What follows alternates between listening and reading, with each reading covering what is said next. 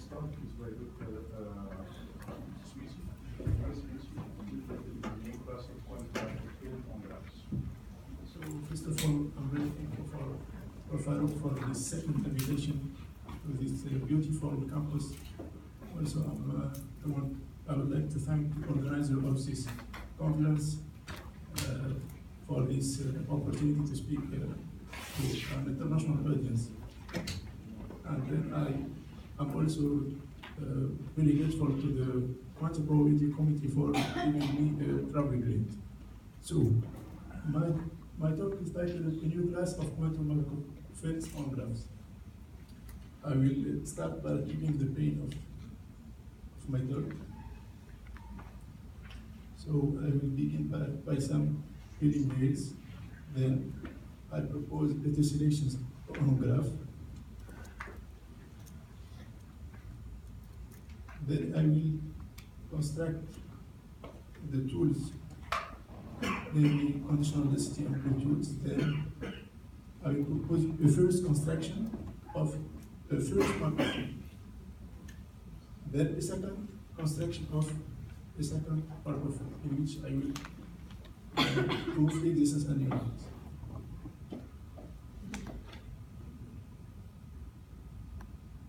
Here are some references, namely in this direction of quantum Markov fields, filed by Professor Luigi Accardi, Professor Francisco Fidelio, and Professor Farouk Makhmudov with Professor Ono.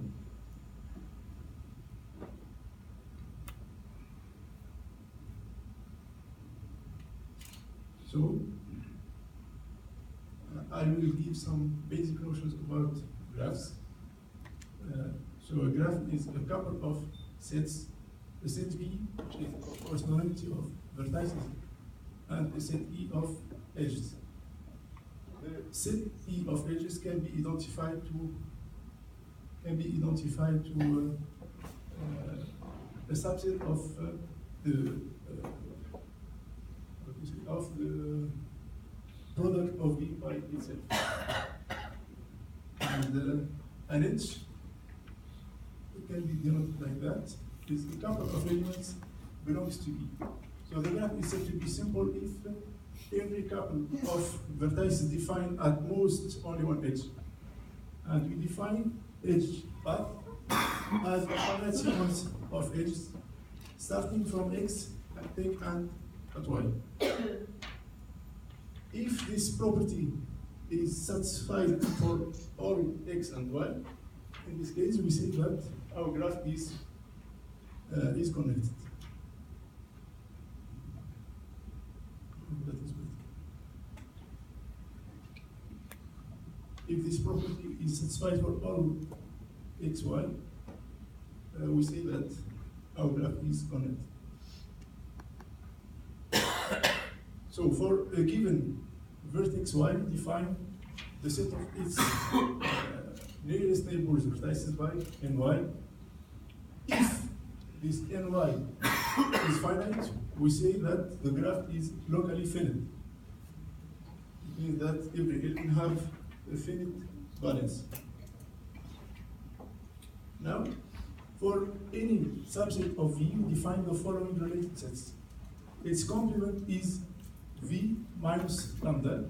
Its boundary is the set of its elements that are joining through a certain edge with element from its complement. And the interior of lambda is lambda minus its boundary.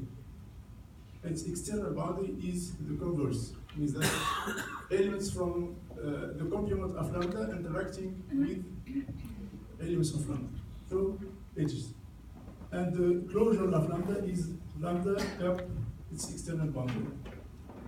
For this particular case where y is a single point, in this case the closure is this set. And this set is said to be bracket or interaction domain at y.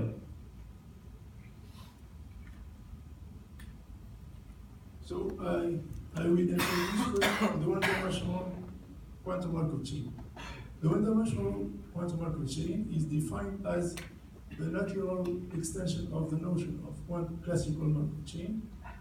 So, classical Markov chain can be defined through conditional analysis.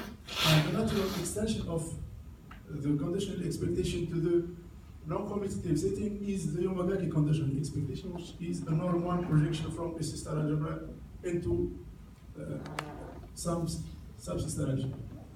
If we use conditional expectation in this sense to define Markovity in this case, we need the compatibility condition phi of E equals E, phi in this case. If such conditional expectation exists, then phi is a product state. As is well known, product states are in some sense trivial. So this conditional expectation gives us a trivial class of states. So we need to some kind of extension of this notion. We define a quasi-conditional expectation instead of the conditional expectation. A quasi-conditional expectation is defined through a tripole of C-star algebra. It's a completely positive identity preserving linear map satisfying this condition. For the conditional expectation, there is no C. So this condition is satisfied for B. But here, we need this C. So an operator K is said to be conditional density amplitude or the state phi if it satisfies this condition, where E is the phi conditional expectation defined through the partial trace. So if E is the phi conditional expectation and K is conditional density amplitude, then this map defines a quasi-conditional expectation with respect to this tripole. And M01 is the n factor of M. Yes, this point. Where is K? Before example.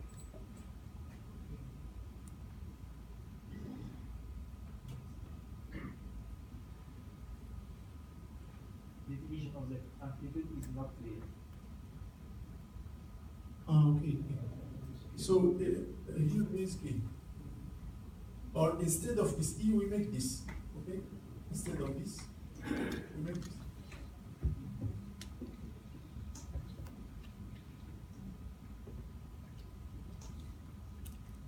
So we define the non-commutative Markov chain as below. It's a state on the infinite tensor product of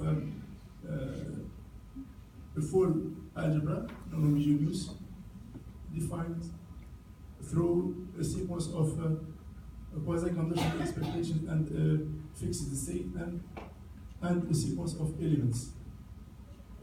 Currently, we take Bn equals 1.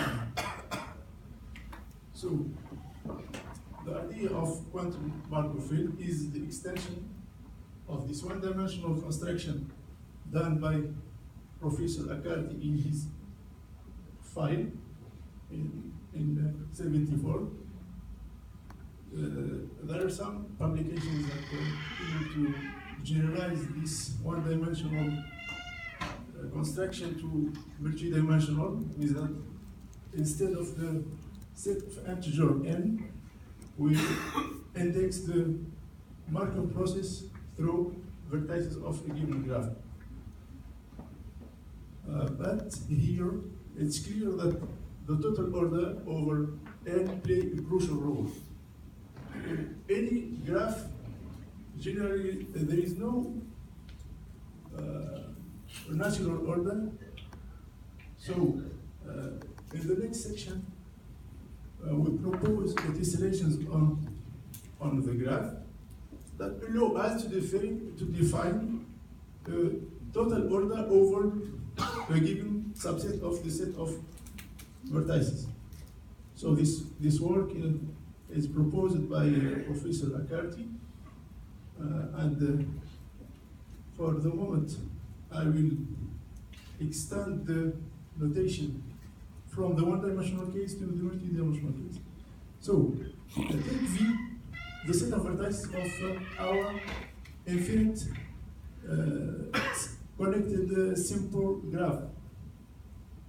And for every vertex, we associate on a canonical way a Hilbert space. And AX is the set of all bounded operators over HX. Then for a finite lambda, we define A lambda as the tensor product over lambda of AX.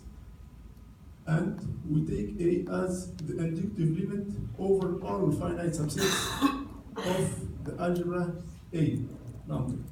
Through this embedding, we may assume that A lambda is a sub-system algebra of A and fix a product state on this algebra.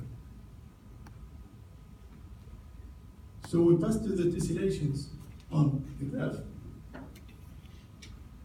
We fix a root y1 on V. Then we define the following sets. V01 is the singleton y1, and V1 is its closure. And by induction, if V0n is defined, then Vn can be deduced from V0n as its